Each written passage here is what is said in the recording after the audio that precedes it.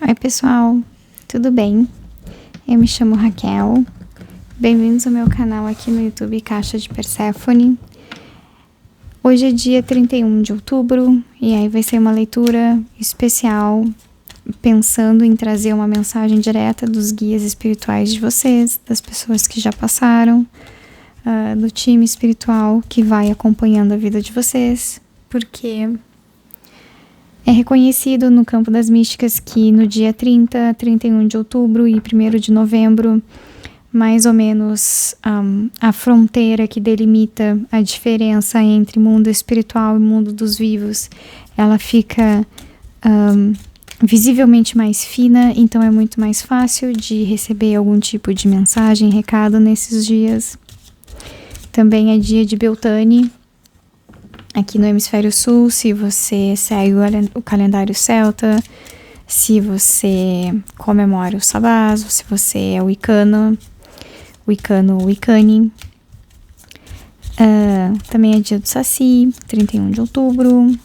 Também dia de los Muertos, dia 2 de novembro, aqui no Brasil é dia de finados. Então, geralmente é uma época com esse tema, né, de trazer também um pouco dessa parte espiritual, no sentido de também trazer um recado desse mundo, né. Essa leitura vai ser para todo mundo que tem Sol, Lua e Ascendente no signo de Virgem, tá? E eu vou começar com esse oráculo aqui, que é o Monology, que fala dos trânsitos lunares na astrologia.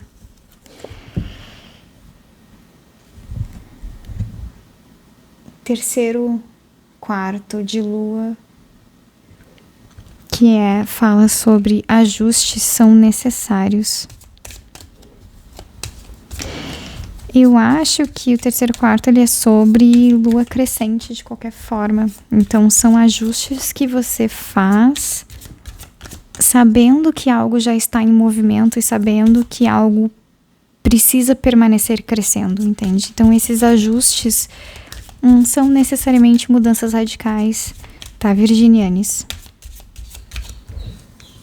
E aí depois, Balsamic Moon, lua balsâmica, tempo de cura. A lua balsâmica é quase um período de lua nova, um pouquinho antes da lua nova. Eu acho... Virou aqui no Shamanic Healing a carta que simboliza casa. Eu acho que, de certa forma, virginianes, esse é um momento de ajustes. Divine Timing, que é o tempo divino. Eu acho que, de certa forma... Essa questão da cura, eu acho que vocês precisam talvez de algum tempo a mais, não necessariamente na casa física de vocês, mas para fazer coisas que façam com que vocês se sintam tanto em casa quanto daí então perto de familiares. Eu não sei se é necessariamente ficar perto da família física, né? Mas perto de pessoas que dão mais ou menos um sentido de estou protegido. Não no sentido, estou perto de família, mas eu estou protegido, aqui eu estou bem. Aqui eu não serei machucado, sabe? E também sabendo que as coisas acontecem no tempo correto, sabe? E eu acho que daí talvez também tem um processo de cura que está acontecendo na vida de vocês, que está vindo no tempo correto. Crescimento, daí. Interessante que daí nessa carta do Shamanic Healing tem nozes. E um esquilo, por exemplo, acho que ele só consome talvez 10% daquilo que ele recolhe. O esquilo, ele consome assim, não que ele consuma pouco, mas perto daquilo que ele recolhe, ele consome muito menos. Tem uma parada assim, quando você vai estudar, ou pelo menos ver, né, dar uma lida sobre animais espirituais, né, geralmente o esquilo aqui no Brasil, ele é relacionado com o espírito de acumulador. Eu acho isso muito errado. Porque o esquilo, na realidade, ele não é um acumulador. Porque, tipo, essa questão dele consumir muito menos daquilo que ele recolhe é porque ele recolhe de um jeito tão destrambelhado, o coitadinho, que grande parte das nozes ele não consome porque ele vai perdendo no meio do caminho. Então, na realidade, uma das grandes funções do esquilo é ajudar a própria natureza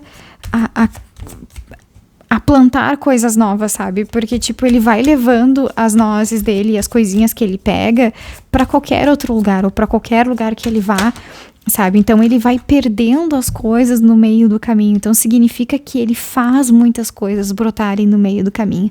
Por isso que, geralmente, esquilos ficam em lugares muito arborizados, sabe? Porque eles ajudam naquela arborização, sabe? Ou seja, eles não são acumuladores, sabe? É uma visão errada, porque um acumulador enche a sua casa, a sua propriedade de coisas e não divide com ninguém. Um esquilo não vai por essa lógica. Por isso, essa carta representa crescimento. Um esquilo, por onde ele passa, ele cria vida de formas que ele nem percebe, porque ele só tá lá buscando as nozes dele. A primeira carta que saiu aqui do tarô é 8 de espadas. Eu acho que vocês estão num momento assim... Agora, virginianes, eu acho que não é um momento muito bom, porque vocês estão se sentindo um pouco apavorados com alguma perspectiva do futuro. E também por questões e relacionamentos do passado que não deram muito certo. 3 de espadas. As de copas. Mas é também um momento, eu acho que assim, depois que vocês começarem a ajustar, e eu acho que esses ajustes que são necessários, como eu disse, são uma fase de lua crescente, ou seja, não é mudar completamente o curso. Então não é como se vocês estivessem fazendo algo absurdamente errado, tá, virginianes? Mas aí tem algum tipo de modificação a ser realizada dentro desse curso, sabe? Eu acho que a primeira modificação importante para vocês é se permitirem estar perto de pessoas com as quais vocês se sentem seguras. A morte.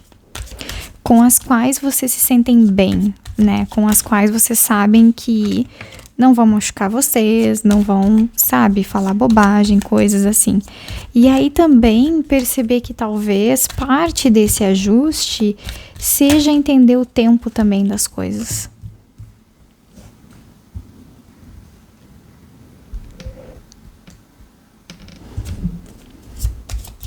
E eu acho que também entender o tempo das coisas, mas entender o quanto vocês cresceram nos últimos tempos. Eu acho que essa parte também desse momento de cura, porque essa lua balsâmica, ela é a última etapa antes da lua nova. Então, também, assim, por mais que vocês estejam no meio de um caminho que não precisa ser alterado, que só precisa de um ajuste, vocês também estão se preparando, de certa forma, para uma nova etapa da vida, que vai vir de maneira orgânica, sabe? E não vai entrar necessariamente em disputa com aquilo que vocês já estão fazendo. A cura de vocês também é emocional, vocês precisam de um certo tipo de transformação. A carta da morte também aparece para vocês.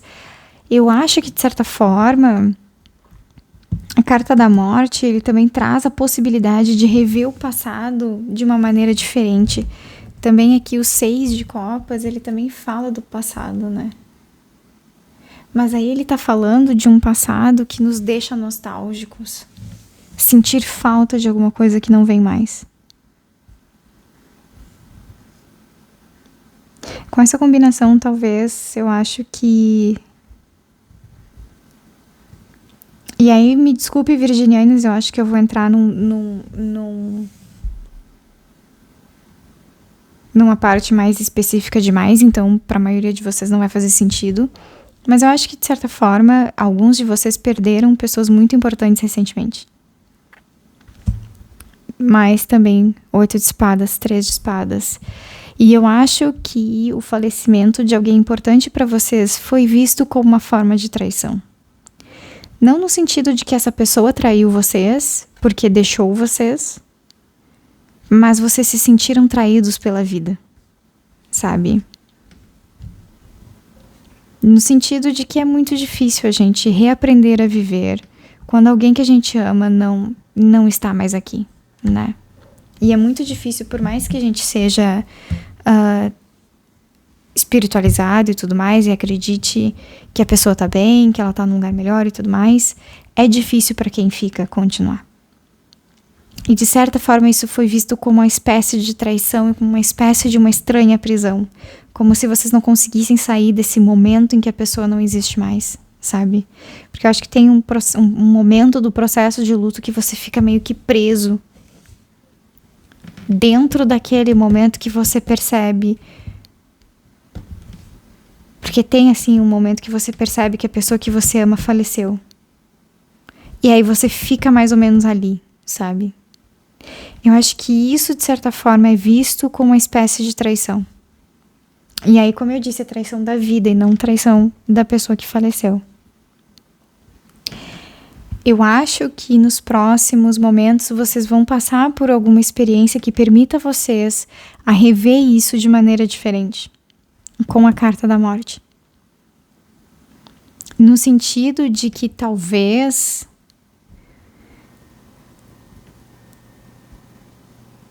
eu não vou dizer que doa menos, porque eu sinceramente acho que não é possível que doa menos, mas eu acho que daí, tipo... E aí eu também tô falando a partir da minha própria experiência, né? Eu acho que de certa forma é mais ou menos um entendimento maior, sabe? Sobre essa experiência do luto no geral, né? Porque eu acho que também, num certo sentido, vocês ainda não conectaram o processo de luto com a capacidade de amor que vocês têm. Porque eu acho que também, de maneira muito irônica, quanto mais a gente sofre pela perda de alguém, mais isso representa que esse amor e essa relação valeram a pena. E isso é válido. E isso mostra também que vocês têm uma capacidade de amar que é absurda.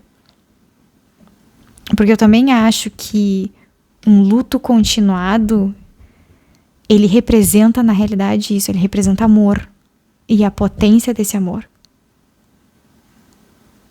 E isso na realidade, gente, é maravilhoso, tá, virginianos? Isso não tem nada de errado. E aí vocês vão perceber também o quão valioso é esse amor. Pagem de copas, as de espadas e o imperador no final. De certa forma, essa experiência ela vai pautar também a forma como vocês se sentem seguros dentro da autoridade de vocês. Isso também, de certa forma, vai pautar a forma como vocês pensam, a forma como vocês se comunicam com as outras pessoas. A forma como vocês, inclusive, conseguem encontrar o amor próprio.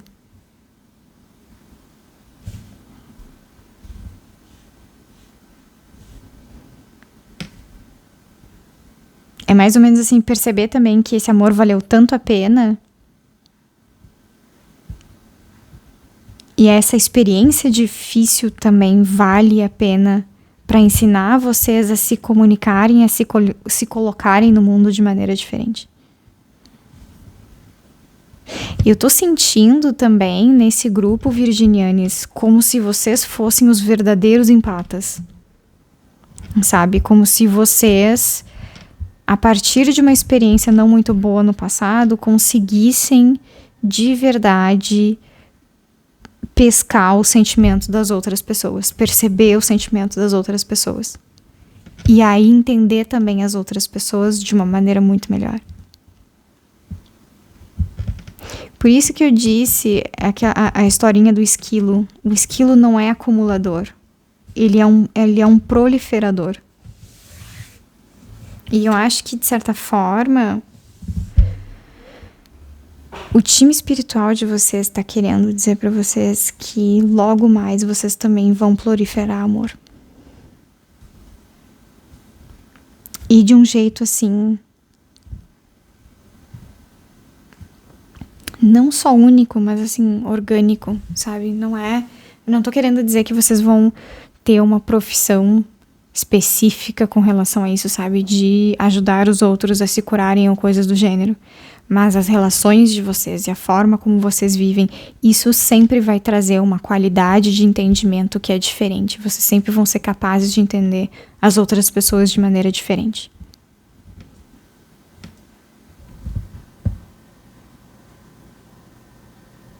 Eu até diria que vocês não são da área tanto da saúde ou tanto assim de uma área mais da espiritualidade, assim, né? Estar ativamente trabalhando para ajudar outras pessoas a se curarem ou coisas do gênero. Eu acho que a maioria de vocês, alguns podem ser dessas áreas, sim, mas a maioria de vocês não são dessas áreas. Mas, de qualquer forma, isso vai ser uma constante na vida de vocês, no sentido de que vocês vão fazer isso sem esforço. Isso não é uma meta de vocês, mas isso vai acontecer.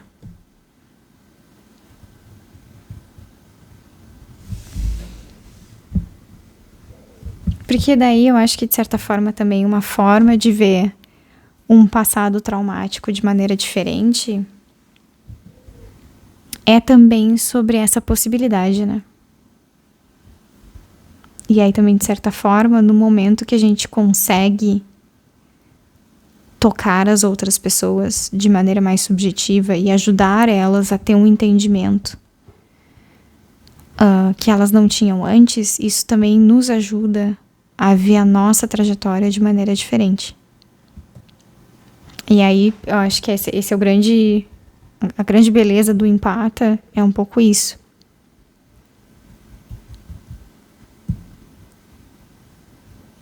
Curar o outro também é curar a si mesmo.